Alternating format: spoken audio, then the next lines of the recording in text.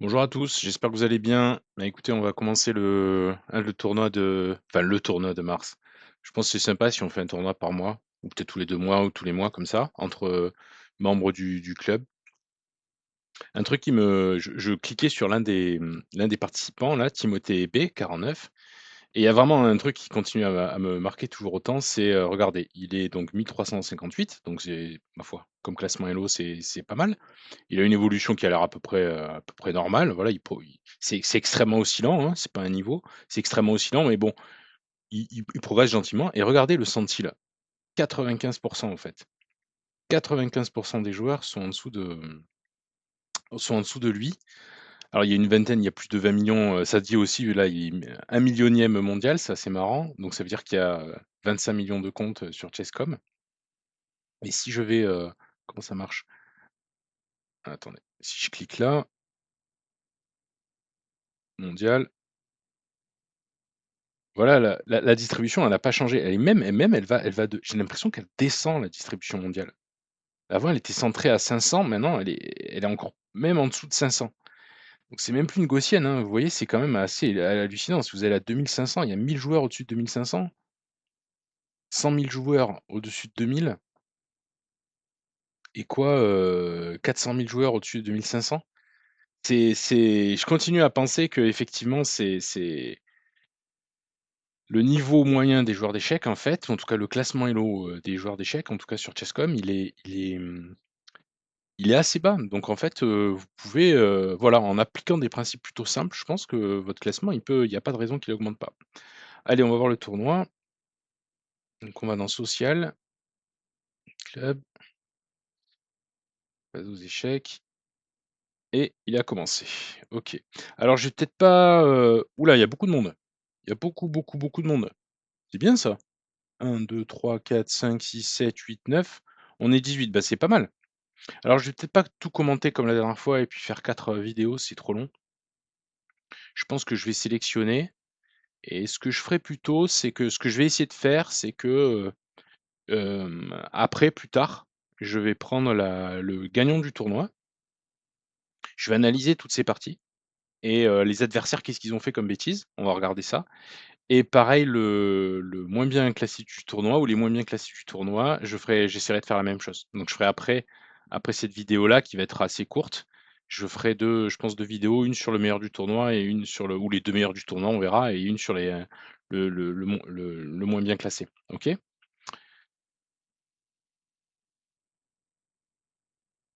Alors voyons un peu Super contre Philex. Bon, bah, déjà ils ont pas perdu de pièce, c'est bien. Je rappelle que la protection des pièces, c'est le truc le plus important, et juste par exemple là, le cheval est attaqué, il faut faire quelque chose. Et le deuxième truc le plus, mais ça, que ça vous empêche pas de voir tout le temps qu'est-ce qui est attaqué, qu'est-ce qui est attaqué, tout le temps, tout le temps, tout le temps, tout le temps, c'est votre, hein, c'est le principe numéro un. Donc c'est la protection des pièces, c'est le truc le plus important. Vous perdez des pièces en un, vous perdez trop facilement vos pièces, hein. Attention, enfermement des pièces, il a pas vu, toujours pareil, enfermement des pièces. Il faut se développer, c'est bien, attention, enfermement des pièces. Et sinon, qu'est-ce qu'on a d'autre? Bah, il faut jouer, hein. Il faut jouer avec toutes ces pièces. Là, vous voyez, il y a aucun pion qui a été échangé. Donc fatalement, s'il y a aucun pion qui est échangé, bah, ça veut dire qu'il y a aucune colonne qui est ouverte. Donc il y a pas de bonne position pour les tours. Les tours, elles vont pas se développer. Alors soit vous pouvez attendre, vous attendez, vous attendez, vous attendez, vous attendez, vous verrez bien. Donc c'est des réservistes, vous les utilisez pas et vous les mobiliserez plus tard quand des colonnes s'ouvrent. Soit vous essayez par vous-même d'ouvrir les colonnes, en fait. Vous essayez d'avoir des, bon là, le truc le plus important, c'est l'enferrement de la pièce, je pense, mais vous essayez par vous-même d'ouvrir des colonnes, vous voyez? Là, ça marche pas. Je peux pas forcer. Ah oui, mais je peux manger. Donc ça force un peu l'ouverture des colonnes. Et vous faites pas ça pour attaquer une pièce, non, vous faites ça pour pouvoir ensuite mobiliser une tour. D'accord? C'est pas tactique, en fait. C'est pour dire: «Je prends tous mes points, toutes les pièces que j'ai, je dois les mobiliser, y compris les tours», hein? Donc quand je parle du développement, je vous dis que le deuxième principe, c'est le développement, ça inclut le développement des tours, hein. Vous l'oubliez trop souvent. Bon, alors, c'est bien. Regardez, vous tous les 2, c'est très bien, vous en êtes au 15e coup, vous n'avez pas perdu de pièce en un, donc déjà bravo. Mais vraiment, vous voyez que le développement, c'est pas quelque chose qui est acquis encore chez vous. D'accord? Pas du tout. Donc si vous développez pas, vous perdez de la force. Vraiment ça, c'est quelque chose, à vie, ça même, regardez 1200 contre 738, il y a pourtant en élo, vous allez me dire, il y a un énorme écart entre les 2. Bah, il y a peut-être un énorme écart entre les 2, mais il y a des non seulement il y a des ratés, mais surtout, surtout, surtout, on n'est pas développé, hein. On n'est pas développé. Donc il faut, c'est quelque chose que vous devez apprendre et ça vraiment ça vous servira, hein. C'est pas pour rien que c'est le deuxième principe. Allez, allons voir un peu quelqu'un d'autre.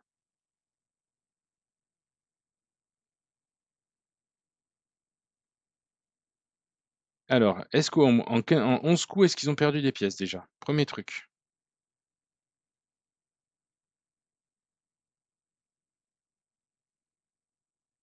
Ouais, ça joue tactique. Ouais, très bien, découverte. La tour est en l'air. Aïe, aïe, aïe, aïe, aïe, aïe, aïe, aïe, aïe. Il y a du choix là pourtant, hein. Il y a vraiment du choix. Dommage, dommage. Tu as raté une opportunité, qu'impair. Encore une fois, pareil, hein, c'est pas parce que vous êtes contre un 1250 qu'il faut avoir peur. Ils vont faire aussi des petites bêtises.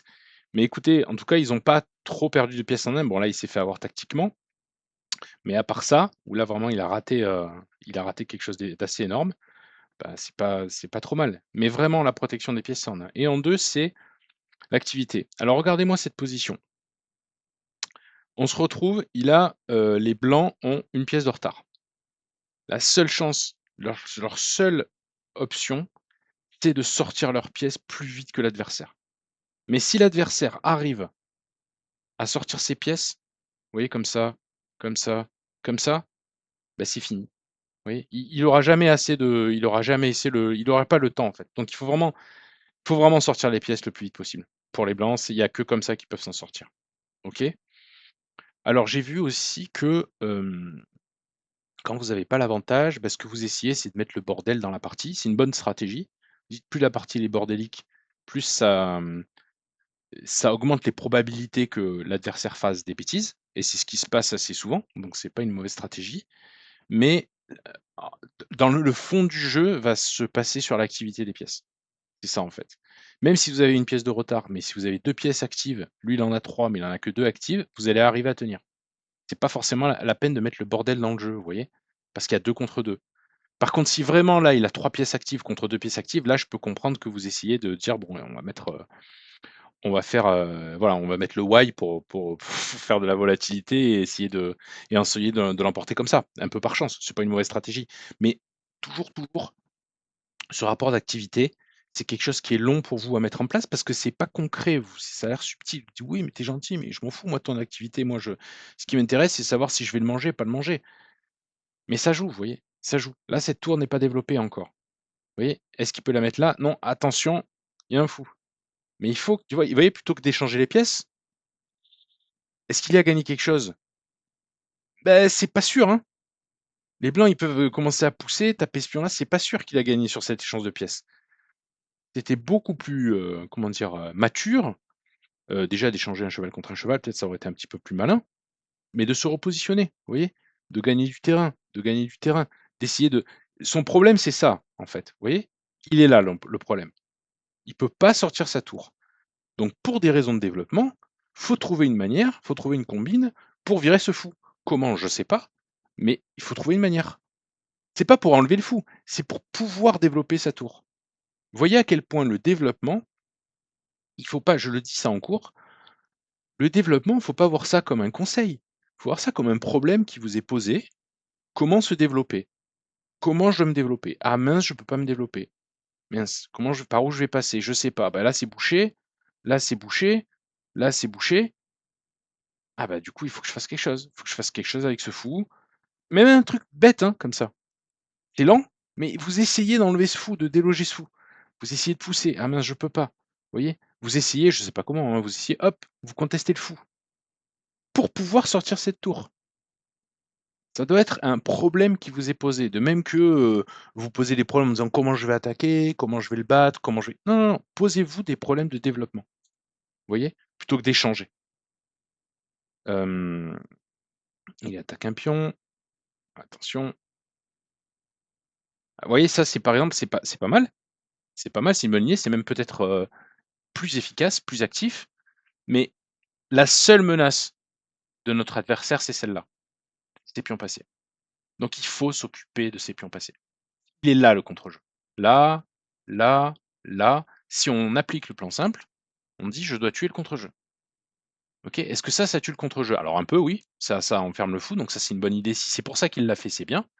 Mais vraiment ce pion passé là, c'est pas simplement parce qu'il enfin, il est pas passé pardon, mais ce pion qui pourrait devenir passé si, les blancs récupèrent ici, il faut s'en occuper. Vous pouvez pas laisser, vous pouvez pas rester comme ça, il faut s'en occuper. C'est pas manger pour manger un pion, c'est manger parce que déjà il est dans votre camp, donc il participe au contre-jeu et il peut y avoir des menaces. D'accord? Mais après, quoi qu'il en soit, ce qu'il faut, c'est tuer le contre-jeu. Il a défendu, c'est bien, faut tuer le contre-jeu. Ça, ce n'est plus du contre-jeu, ça, c'est du contre-jeu. Ça, c'est du contre-jeu. Faut essayer de tuer le contre-jeu. Alors il a défendu son comment ça s'appelle? Il a défendu son pion, c'est pas mauvais, hein, c'est pas grave. Mais vous voyez à quel point il perd en activité? Voilà, je suis les blancs, je suis content en fait. Hop, hop, hop, hop. Ça tue moins le contre-jeu. Faut trouver des coups qui tuent plus le contre-jeu. Faut essayer vraiment de s'en occuper, de s'occuper de tout ce qui peut nous faire de méchants en fait. OK, c'est bien, il a récupéré le pion. Il essaie de tuer le contre-jeu, mais attention, ça lâche. Donc en fait, ça tue pas du tout le contre-jeu ça. Vous voyez? Malheureusement, hein. Ça ne tue pas le contre-jeu. Il faut trouver une meilleure, comment dire? Meilleure méthode, une meilleure idée pour tuer le contre-jeu. Si vraiment vous voulez libérer cette tour, eh ben, OK, je vais utiliser ma pièce supplémentaire pour protéger ce pion et ensuite je vais tuer le contre-jeu, par exemple. D'accord? Bonne tactique, mais ça marche pas. Enfin, je pense pas. Ah, si ça marche. Bien joué, bien joué. Compliqué. Donc en fait, s'il mange, il fait manger, il peut pas parer l'échec. S'il mange d'abord, malin, il remange, mais il peut pas manger le fou, parce que derrière, pareil, il peut pas sauver le mat. C'est assez dur à voir ça. On va voir s'il le voit. Aïe, aïe, aïe, aïe, il est peut-être tombé dans le panneau. Il sait avoir tactiquement, faut pas prendre le fou. Faut juste que tu ne prennes pas. Aïe, aïe, aïe, aïe, aïe. Il s'est fait arnaquer. Il s'est fait arnaquer. Pas de chance. Kemper, j'espère que tu enverras un mot d'excuse à Fred Bull parce que tu l'as arnaqué tactiquement. Alors, bah c'est une limite, hein. C'est une limite de la base, hein. Vous pouvez vous faire arnaquer en appliquant la base. Il a essayé de tuer le contre-jeu, il a pris des pièces, il a bien joué et il s'est fait avoir. Donc, qu'en conclure? Bah, vous dites: «Ah, je vais laisser la base à la poubelle». Moi, je vous conseille pas. Parce qu'en fait, statistiquement, la base, elle va vous aider. Et de temps en temps, vous allez vous prendre des trucs qui sont compliqués parce que le jeu d'échecs, c'est compliqué. Et vous dites: «Ah mince, c'est vrai que les maths du couloir, ça fait mal quand même. Il y a un moment donné, il va falloir que j'arrête. Quand j'ai l'avantage, il y a un moment donné où il va falloir que je me dise: "Attends, est-ce qu'il y a pas des menaces de maths du couloir à un moment donné?" Et ça va venir, au fur et à mesure. OK?